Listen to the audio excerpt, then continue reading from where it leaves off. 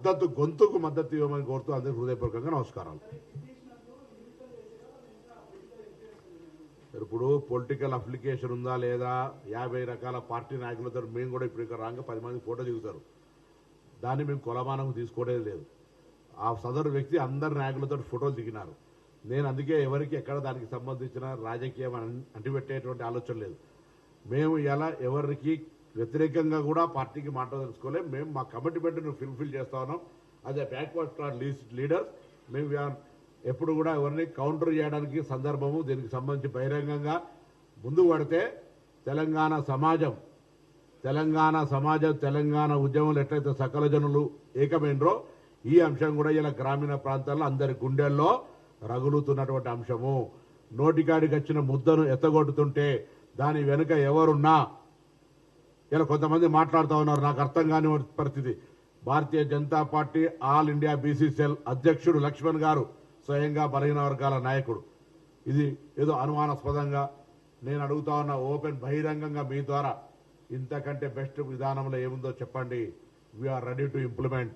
42% రిజర్వేషన్లు అమలు జరగడానికి పెద్దవాడిగా అధికారంలో ఉన్న కేంద్ర పార్టీ అధ్యక్షుడిగా బలహీన వర్గాల ప్రతినిధిగా రక్తంలో ఆ అంశం ఉంటే ఇవాళ మాకు సలహా సూచన చెప్పు. కేంద్రంలో రాష్ట్రపతి గారి దగ్గర పెండింగ్ ఉన్న బిల్లులు అమలు చేయి. తమిళనాడు లాగా తెలంగాణలో రిజర్వేషన్లు అమలు చేయడానికి లక్ష్మణ్ గారి కృషి చరిత్రలో ఉండే విధంగా ప్రక్రియ ప్రారంభం చేయి. నేను కూడా ఆనాడు తెలంగాణ ఉద్యమంలో చేసినప్పుడు భారతీయ జనతా పార్టీ కేంద్ర నాయకత్వం తెలంగాణకు వ్యతిరేకంగా ఉండే. అద్వానీ గారు తెలంగాణకు వ్యతిరేకంగా ప్రకటన చేసిన పార్లమెంట్లో మేము ఆనాడు తెలంగాణ వాదులంగా భారతీయ జనతా పార్టీలో తెలంగాణ వాదులందరినీ విజ్ఞప్తి చేసినాం. తెలంగాణ వాదులు విజ్ఞప్తి చేసి వాళ్ళ నాయకత్వం మీద ఒత్తిడి తెచ్చి పార్లమెంట్లో మద్దతు ఇచ్చే విధంగా చేసుకున్నాం. కొంతమంది వెంకయ్యనాయుడు లాంటి వాళ్ళని వ్యతిరేకిస్తే కూడా ఇవాళ కూడా తెలంగాణకు సంబంధించి సామాజిక న్యాయ ప్రక్రియ జరిగే సందర్భంగా భారతీయ జనతా పార్టీలో కొందరు రామచంద్రరావు లాంటి వాళ్ళు ఇంకొంతమంది వ్యతిరేకిస్తున్నారు. బేసిక్ వాళ్ళ భావం అది, వాళ్ళ భావజ్వాలం అది. అటువంటి వ్యతిరేకించే సందర్భంలో తెలంగాణ భారతీయ జనతా పార్టీలో బీసీ గొంతులు ఏకమయ్యి పాయల్ శంకర్ గారు శాసనసభలో మాట్లాడినట్టుగా వాళ్ళ నాయకత్వం మీద ఒప్పించి చట్టసభకు నీ పార్టీ తీర్మానాన్ని, నీ శాసనసభ పక్ష తీర్మానాన్ని ఇలా గౌరవ కోర్టు ముందు ఉంచాలని కోరుతా ఉన్నాం.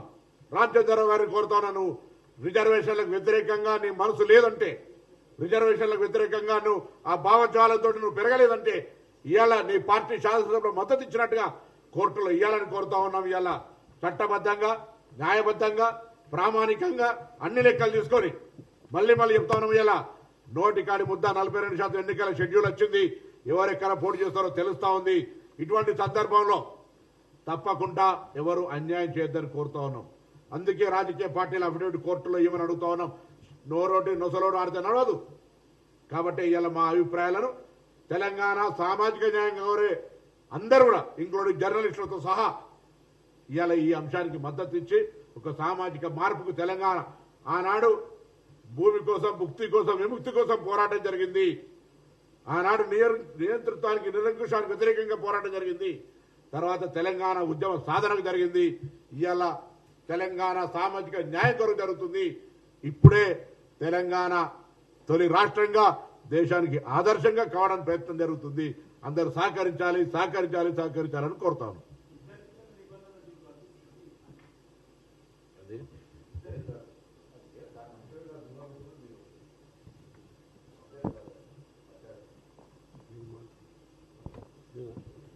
ఏ టు జెడ్ నువ్వే చెప్తే మధ్యలో పెట్టకుండా మా సీనియర్ మీడియా మిత్రులు నమస్కారం. ముందుగా దసరా పండుగగా 3 రోజులు వ్యవధి ఉండే కంటే ముందే ఈ రాష్ట్రంలో ఉన్నటువంటి బీసీ బిడ్డలకందరికీ కూడా ఓ పండుగ వాతావరణం వచ్చింది. చాలా valuable information and same time ఏ విధంగా సాధించుకున్నాం అనేటువంటి విషయాన్ని మా పెద్దలు పొన్నమన్న స్పష్టంగా చెప్పడం జరిగింది. 2 విషయాలు మాత్రమే నేను చెప్పి ముగిస్తా. ఒకటి, చాలా మంచి మాట చెప్పారు, ప్రసవ వేదన లేని జన్మం రాదని. ప్రసవ వేదన అనేది ప్రకృతి ఇచ్చిన వరం. మాతృమూర్తికి.